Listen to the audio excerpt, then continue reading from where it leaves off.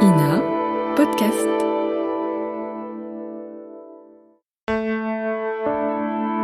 Ina Podcast.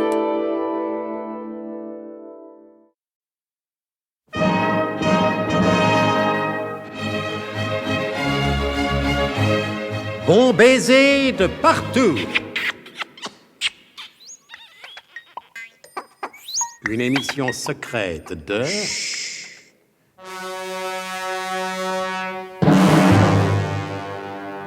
Donc, et comme je le disais la dernière fois d'ailleurs, le colonel de Guerlas semble touché au but, puisqu'il a découvert un souterrain secret et confidentiel qui mène au complexe biglotronique. qui mènerait au complexe biglotronique.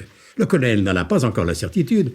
Autrefois, pour protéger le biglotron et le soustraire à la curiosité des agents étrangers, le colonel avait fait construire autour du complexe toute une série de faux souterrains secrets, des labyrinthes en quelque sorte, où s'égareraient infailliblement les envoyés des services secrets étrangers, donc ennemis de la France. Oui. Ouais. Bon, moi je veux bien. Vous oubliez que le colonel a déclaré qu'il avait cru reconnaître la voix qui l'interpellait par le haut-parleur, c'est donc qu'il est sur la bonne. Enfin, je veux dire sur la bonne voie. J'ai une plus grande habitude que vous de ce feuilleton. Et ça m'étonnerait que le colonel découvre aussi facilement le biglotron. Mais pourquoi pas, mon petit? Mais tout simplement parce que s'il fait une telle découverte, il n'y a plus de feuilleton, étant donné que le biglotron, par définition, est capable de résoudre tous les problèmes. Ah, je n'avais pas envisagé la question sous cet angle, je l'avoue, oui. Ah, jeunesse impatiente. Êtes-vous bien certain que nos bavardages intéressent les auditeurs? Ne serait-il pas temps maintenant de rejoindre le colonel pour apprendre s'il se trouve ou non dans le vrai souterrain confidentiel et secret? Mon cher José, j'allais vous le proposer. Rappelons pour plus de clarté, et dans ce souterrain nous en avons besoin, la question posée par le haut-parleur. Qui êtes-vous? D'où venez-vous? Où allez-vous? Je suis le colonel Hubert de Garlas, chef des SDUC. Je viens de l'extérieur et j'ai l'intention d'entrer à l'intérieur. Alors ça, c'est envoyé, mon colonel. Votre appréciation me va droit au cœur, petit Fris. Mais sans vouloir vous vexer le moins du monde, je m'en fous. Je croyais vous faire plaisir, mon Vous colonel. me faites plaisir. Mais ce qui compte, c'est ce que l'autre va nous répondre. J'espère qu'il ne va pas être déçu. Poil aux omoplates. C'est bien ce que je pensais. Qu'est-ce que vous pensiez, mon colonel? Je vous expliquerai plus tard. Pourquoi, mon colonel? Parce que ce serait assez long pour que vous compreniez. Ah, vous dites ça parce que je suis un homme de couleur et que vous pensez que certaines finesses peuvent m'échapper. Alors, vous en prie, petit Fris, ce n'est pas le moment. Ah, pour les gens de couleur, c'est jamais le moment. Alors, suffit, petit Fris. Alors, attendons ce que l'autre va nous dire. Quel temps fait-il aux Galapagos? Qu'est-ce qu'il entend par là, mon colonel? C'est une phrase de reconnaissance pour s'assurer que je suis bien le colonel Hubert de Guerlas. Ah, et qu'est-ce que vous allez lui répondre, mon colonel? Petit Fris, je vous en prie, foutez-moi la paix. Bien, mon colonel. Alors, on répond?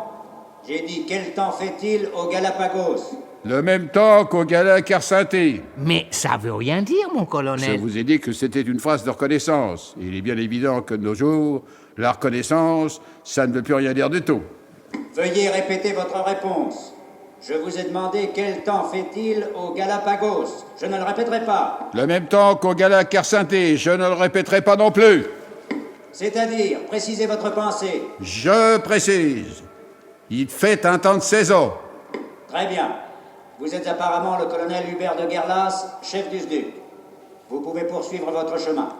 Alors, qu'est-ce qu'on fait, mon colonel? Eh ben, nous poursuivons notre chemin, parbleu. Et ils poursuivirent leur chemin. Et pendant ce temps-là, les deux andouilles... Tiens, voilà que ça me gagne, moi aussi. Je voulais dire, pendant ce temps-là, Gédéon Burnemauve et Albert Tunoulet rejoignent la base biglotronique secrète en compagnie du docteur Mektoub et de la séduisante Marie-Chantal Fiacrandouce.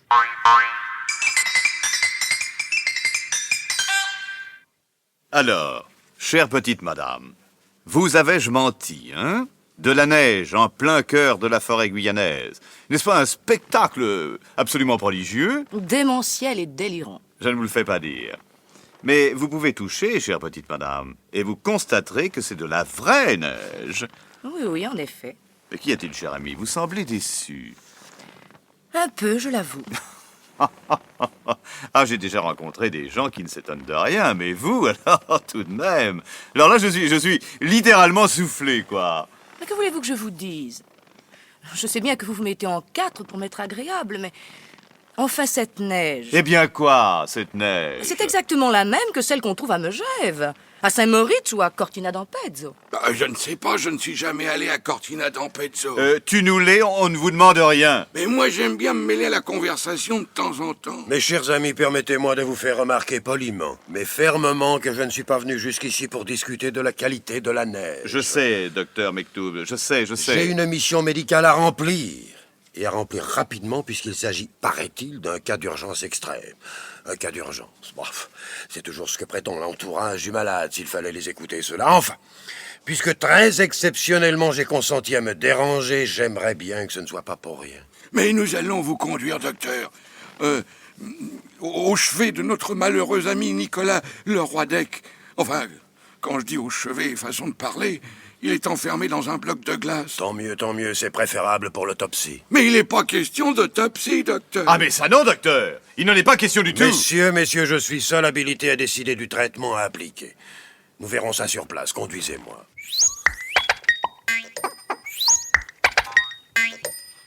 Et pendant ce temps-là, après une longue marche dans le souterrain, le colonel de Guerlas et l'adjudant Tifris pénétraient enfin dans le vaste hall qui abrite le complexe biglotronique.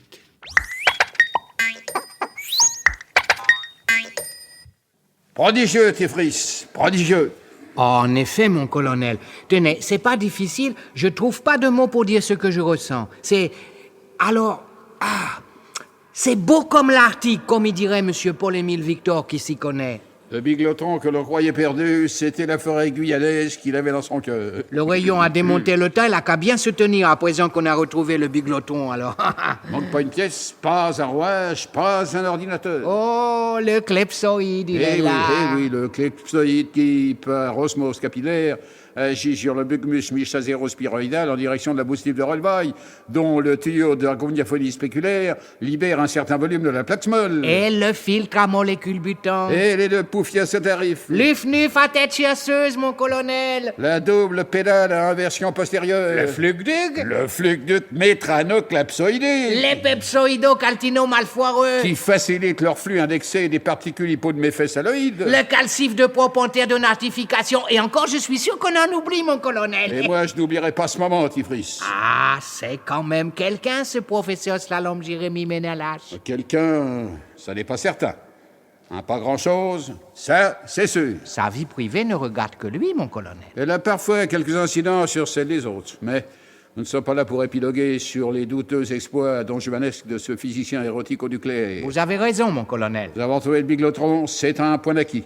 Reste à savoir maintenant si, en dépit des années, il est resté opérationnel. Et comment qu'on va le savoir, mon colonel? En l'interrogeant.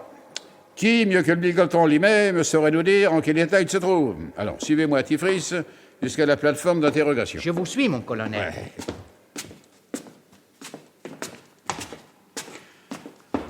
Ouais. Ah, c'est haut. Ouais, voilà. Attendez. C'est le colonel de Guerlas qui parle, mon cher biglotron. En l'état actuel des choses, qui sont ce qu'elles sont à défaut de pouvoir être autrement, comment vous sentez-vous? Coup-ci, coup-ça. Ne pouvez-vous pas préciser davantage? Je le peux. Eh bien, allez-y. Les conditions météorologiques régnant actuellement sur la base secrète ne conviennent pas du tout à mon organisme délicat. Et j'ai déjà enregistré 2 fortes fuites de la plaque molle, principalement à la hauteur du flugduc. Si le thermomètre ne remonte pas, je ne réponds plus de rien. Suis trop affaibli pour vous en dire plus, mon colonel.